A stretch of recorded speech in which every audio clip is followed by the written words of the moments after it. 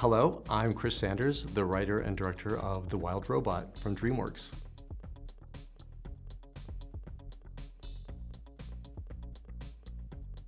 Oh, the whole thing came from this marvelous book written by an author and illustrator named Peter Brown.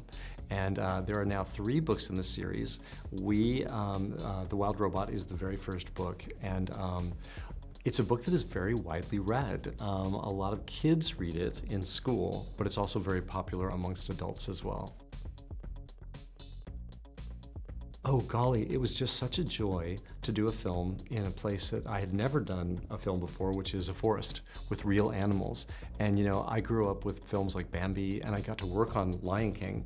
And so a lot of this felt like a little bit like I was revisiting those films in a way. So it was really fun to explore like the rules of a forest. Roz, the robot, arrives and she has a certain set of programming in her head, and that is at odds with the world around her, because of course she's not where she's really supposed to be. She's in the opposite of where she was supposed to be, which is the city where everything's been figured out and it's all pre-planned and she would have fit in perfectly. Instead, she's in this forest, which is treacherous and dangerous and it's open to the weather. And so that's really where all this energy of the story comes from, is I think the collision of these two worlds.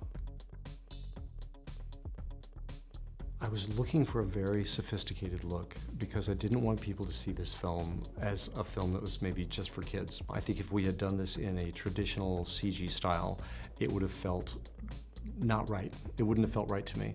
I was very lucky that I was working on this film at DreamWorks, where they had made some huge advances in visual styles. With Puss in Boots: The Last Wish and with Bad Guys, they had this more illustrated style. So we wanted to push the style even further than they had on those 2 films and get a way more soft, painterly, almost impressionistic style. And we had an artist named Daniel Quequot, and he was here in France actually. We worked with him remotely, and he was doing these beautiful color studies that were very loose and painterly. And those paintings of Daniel's in particular, I was focused on and asking, can our film look like these specifically? That's a tough one. Okay, so for different reasons.